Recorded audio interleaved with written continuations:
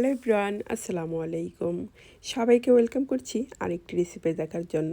Super tasty and healthy একটি recipe, chicken fry. এই রেসিপিটি খেতে এতটাই স্বাদ, কিন্তু তৈরি করতে একদমই সহজ। এই চিকেন ফ্রাইটি আশা করি রেসিপিটি সকলের কাছে আরও বেশি ভালো লাগবে, কারণ এটি আমি তেল ছাড়া এবং মশলা ছাড়াই তৈরি করেছি।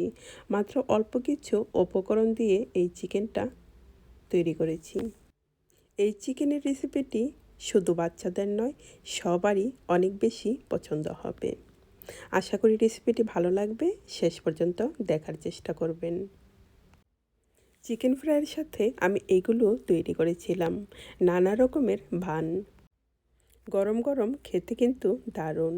আর চিকেন ফ্রাইয়ের সাথে যদি থাকে নানা রকমের সবজি, বাচ্চাদের পছন্দের পটেটো ফ্রাই। এখানে আমি নিয়েছি 5 পিস মুরগির রানগুলো পানি দিয়ে খুব ভালো করে ধুয়ে পানি একদমই ঝরিয়ে নিয়েছি এবং নাইফ দিয়ে একটু ফাঁকা করে কেটে নিয়েছি, তাতে করে মশলাগুলো খুব সহজেই ভিতরে ঢুকে যাবে। আমি শুধু রানের পিসগুলো নিয়েছি, তবে এই রেসিপিটা তৈরি করার জন্য আপনি যদি রানের পিস ছাড়াও মুরগির বুকের মাংসগুলো থাকে সেগুলো দিয়েও তৈরি করতে পারেন। তবে রানের পিসগুলো তৈরি করলে সেগুলো খেতে বেশি স্বাদ হয়, আর রানগুলো খেতে তো আমরা সবাই খুব বেশি পছন্দ করি। মাংসের গায়ে যে বাড়তি একটু চর্বি থাকে সাইডে, সেগুলোও কিন্তু আমি ফেলে দিয়েছি। যদি রানের পিসগুলো বেশি বড় বড় সাইজ হয় তাহলে একটু বেশি করে কেটে নিতে হবে, আর ছোট সাইজ হলে অল্প পরিমাণে একটু নাইফ দিয়ে কেটে নিলেই হয়ে যায়। এখন দিয়ে দিচ্ছি টক দই। এখানে অবশ্যই টক দই দিতে হবে। দিয়ে দিচ্ছি 2 চামচ টক দই। আমি কিন্তু টি চামচে না, বড় চামচে 2 চামচ টক দই দিয়েছি। টক দই তৈরি করতে একদমই সহজ। যদি দোকানের কেনাটা না থাকে বাসায় খুব সহজে তৈরি করে নিতে পারেন। সাথে দিয়ে দিচ্ছি আদা এবং রসুন পেস্ট। আদা রসুন পেস্ট দিয়ে দিব আমার স্বাদ মতো লবণ। যে যেরকম খেতে পছন্দ করেন ওই পরিমাণেই লবণ দিতে হবে, কারণ অনেকেই লবণের পরিমাণটা একটু বেশি খেতে পছন্দ করে, আবার অনেকেই একদম কম খেতে পছন্দ করে। সাথে দিয়ে দিচ্ছি সয়া সস। টি চামচে 3 চামচের মতো এখানে সয়া সস দিয়ে দিলাম। এখান থেকে আমি টি চামচে 1/2 চামচ মশলা দিব, আর এটা কিন্তু আপনি যে কোনো দোকানেই কিনতে পাবেন। এটা দিয়ে তারপর হাত দিয়ে খুব ভালো করে মিক্স করে নেব, আর মিক্স করার পর আধা ঘন্টা বা 1 ঘন্টা সময় ধরে আমি রেখে দিব। রেখে দেওয়ার পরে তারপরে আবার যখন ফ্রাই করব তখন মিক্স করে নিতে হবে। সাথে দিয়ে দিচ্ছি গোলমরিচ। আজকের এই রেসিপিটা আমি ওভেনে তৈরি করব, তবে আপনি চাইলে কিন্তু একইভাবে চুলাতেও তৈরি করে নিতে পারেন। তবে ওভেনে তৈরি করতে গেলে সময় কম লাগে এবং ঝটপটে হয়ে যায়। সাথে দিয়ে দিচ্ছি অল্প পরিমাণের লেবুর রস। ওভেনে যদি তৈরি করতে চান তাহলে কিন্তু ম্যারিনেট করার পরে যখন ওভেনে ব্রেক করবেন তখন অবশ্যই অল্প পরিমাণের তেল দিয়ে দিবেন। তেল দিয়ে আবারও মিক্স করে তারপরে দিতে হবে। এখন চিকেনগুলো হাত দিয়ে খুব ভালো করে মিক্স করে নেব।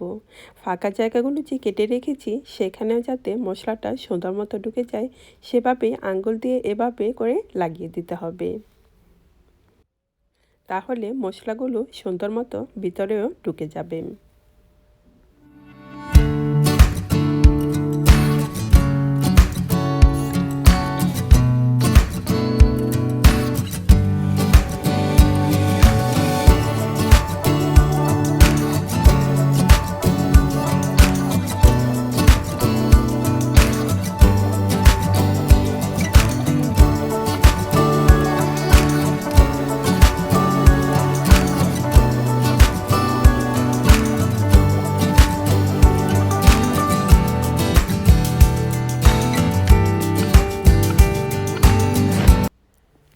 ম্যারিনেট করা রেখে দেওয়ার 1 ঘন্টা পর ফিরে আসলাম। এখন ওভেনে বেক করার জন্য ওভেনের যে ডিশটা আছে সেটার ওপরে এই নেটটা রেখে এটার ওপরেই দিয়ে দিব। তাতে করে যে ওভেনগুলোর শুধু ওপরে তাপ থাকে সেটা দিয়েই এরকম নেটের ওপরে দিয়ে দিলে আরেক পাশ করে দিলে, এক পাশ হওয়ার পর আরেক পাশ করে দিলে সুন্দর মতো হয়ে যাবে। অনেকেই ভাবে যে কারণ লন্ডনের অনেক ওভেন আছে সেগুলোর নিচে হিট আসে না, শুধু ওপরে থাকে, আর সেটা দিয়ে কিভাবে তৈরি করা যায়। তবে শুধু ওপরে যদি থাকে তাহলে এই নেটের মাধ্যমেই আপনি সহজেই নানা রকমের এই ধরনের যে রেসিপিগুলো আছে যে আরেক পাশ করে দেওয়া যায় সেগুলো তৈরি করে নিতে পারবেন। খেতে কিন্তু একই রকম স্বাদ হয়, কিন্তু একটু পরে এক পাশ হওয়ার পর আরেক পাশ করে দিতে হবে। নানা রকমের রেসিপিগুলো তৈরি করলে ওভেনে তৈরি করলে একদমই সহজ, ঝামেলা নেই, এবং চুলাতে তৈরি করলে একটু ঝামেলা হয়ে যায়। সেই কারণেই অনেকেই বেশি পছন্দ করি যে ওভেনের রেসিপিগুলো। আর ওভেনে তৈরি করলে তেলেরও কোনো দরকার হয় না, এবং তেল ছাড়া এই রেসিপিগুলো অনেক বেশি মজা হয় এবং স্বাস্থ্যসম্মত।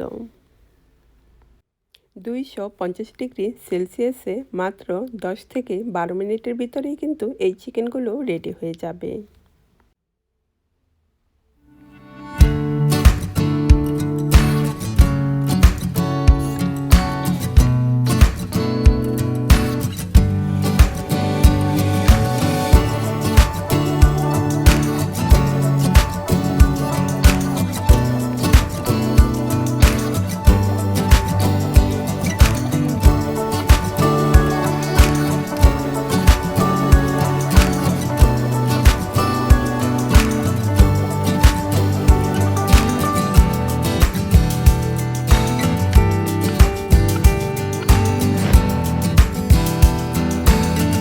রেডি হয়ে গেল মজাদার চিকেন ফ্রাই।